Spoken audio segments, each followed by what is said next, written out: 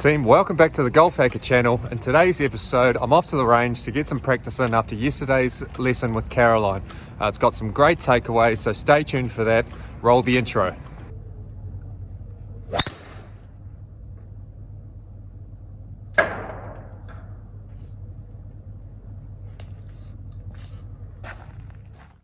I'm down here at Greenwich Golf Peninsula. I'm about to get into the driving range, so I'll take you through in a little more detail what those things were, but tune into the lessons from Caroline first, and I'll see you shortly. There you go. Superb. Absolute corker. Yeah? Yeah. Lovely strike. So you're out on the course, you block a few, you've got or you hook a few, whatever you've done on the day. You've got to say, sometimes you're going to be able to fix it, sometimes you're going to be clueless because you're just not in that frame of mind to work it out. But you don't need me to do that. No. And you hold it there because you'll feel, if you're too underneath, you won't feel right. And you'll feel, right, I'm not quite, that's my strongest point, not that. Big difference. Okay?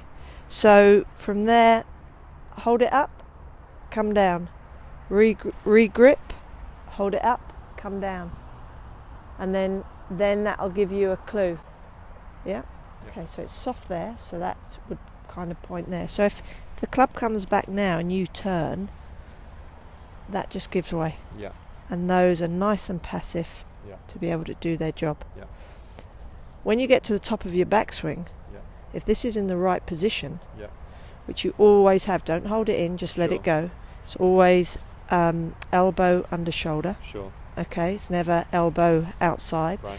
As you start to turn and come back, this will just go down as it came up, and it will just release. It will just release. Yeah. So you don't want to think about this, but if you get it right, it will just release and it will just unhinge, boom.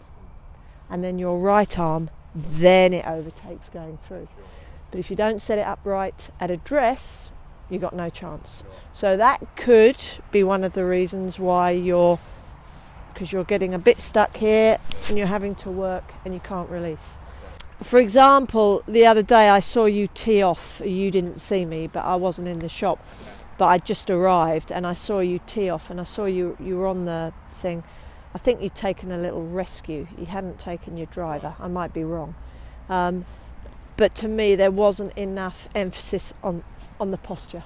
Okay. You were a little bit going back to what we're trying to avoid. But that's normal because we've got to break your patterns. Yeah, sure. So you should be on the tee thinking, right, my priority is absolutely my posture. And then you look down at the target and you really start to work on this posture. You want to watch elite golfers on the telly. You want to watch the pros. You want to watch their mannerisms. They don't do a bit of this and a bit of that and this. Watch their mannerisms to find detail. That's what I did as an amateur. I used to just watch, but then I study movement. So, but you've got to think, right, what just focus on Rory, for example, or somebody you feel is your stature, and just watch what they do. See how they set up, and try and mimic that and get that into just to get your posture and your setup, and you'll start to get a good picture. Okay, when you're ready. So you get that block right. Yeah. So we've got to keep on top of the grip all the time because the hook is not there at the moment. Yeah. Okay, so it's a big difference between it's gone. Yeah. It's not there at the moment. Yeah. So we have to understand why you've got to that point of it slowly sort of. Yeah. So you could be out playing golf, you could be playing great golf, then all of a sudden one out of the blue comes in and you've got to start to think, ooh, right, what do I need to do? It's not about your golf swing. Where do I need to correct myself in my setup? Yeah. So you've got to always remember your setup is, I would say, 90% of your game. Your swing is If your setup's wrong, your swing's got no chance. If your setup's right, you've got a chance with your swing. Here at Greenwich Peninsula Golf Range today to work on some very basic but fundamental stuff. I very deliberately finished on that note from Caroline at the end of the lesson where she said your setup is 90% of the golf swing. When I look back over the rounds that I've played and things have gone bad, it's very clear to me that I've been drawn up into outcome-based thinking rather than focusing on the process and the present moment and what's required in that moment to execute a good shot. And I start to rush my setup, specifically my grip, my posture and my stance. As Caroline pointed out to me, these are the first things you need to look at if things start to go wrong on the golf course. So here at the range today, I'm going to really take my time with each and every ball. I'll talk you through my thoughts in regards to each of those things. We'll see if we can build some more consistency into the strike of the ball. So the first aspect Caroline mentioned there was regarding my grip. In a previous lesson, she mentioned that I'd become too domineering with my right hand, which was causing the club face to become closed at address. But in this lesson, on this occasion, she said that my left hand was slightly out of position. That's when she suggested standing square, taking the club down to my left hand side and just raising the club face as so. So you can check when it's at the top whether it's square and you've got a nice strong grip here. If you've taken too weak of a grip with your left hand, it won't comfortably sit when you raise the club out in front of you.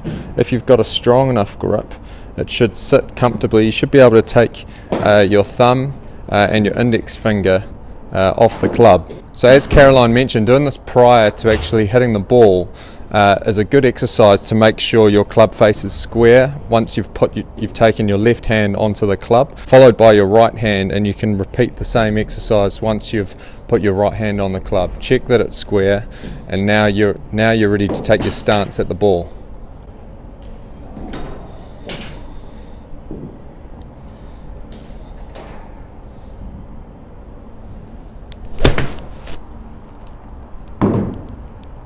So the second aspect Caroline helped me with in yesterday's lesson was my right arm in the swing.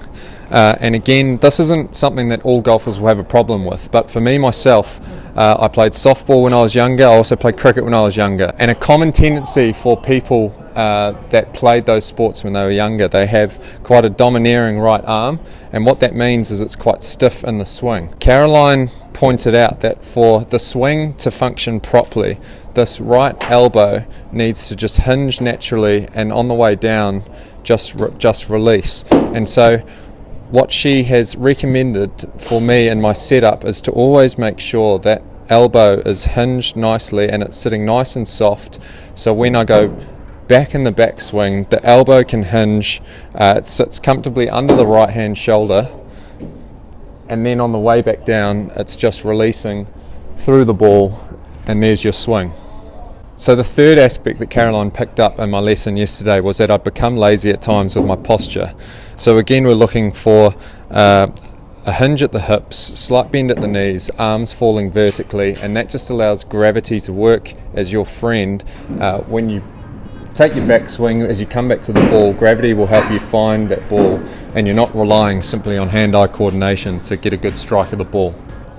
Now what's interesting to me is that none of these things were screaming out to me 6 months ago. If I was on YouTube looking for tips or how to improve my golf, I wasn't looking at how to get yourself into the correct posture. I was looking at videos like how to hit bombs or how to add 20 yards instantly to your shots. But if the last sort of 3 months has shown me anything, learning with Caroline is that the golf setup is so important, and my advice to anyone that's new to the game and is serious about getting better, my message to them would be go and get yourself a lesson. Everyone has different things wrong with their swing, different tendencies, and that can only be addressed by someone who knows what they're talking about, looking at your swing and helping you with that. So as Caroline pointed out to me yesterday, I've still got lots of work to do to make sure I'm getting my setup correctly every time I take address at a golf ball.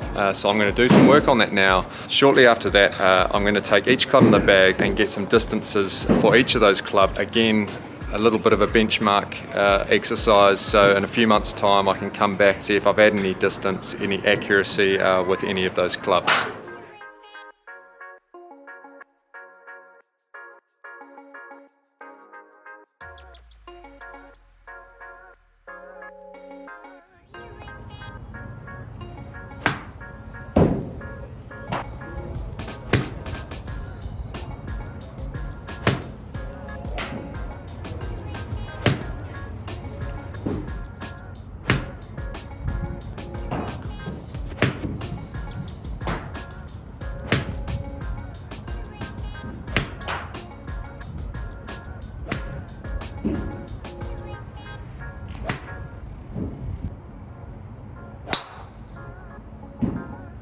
So guys, I hope you took something away from that. Setup will continue to be my key focus as I work my way down, aim to reach that target handicap of 17 by the end of December. If you enjoyed the video, please hit that like button. If you want to join along the journey, please consider subscribing to the channel. But that's it for this week's episode, guys. Stay tuned for next week's episode. Until then, take it easy.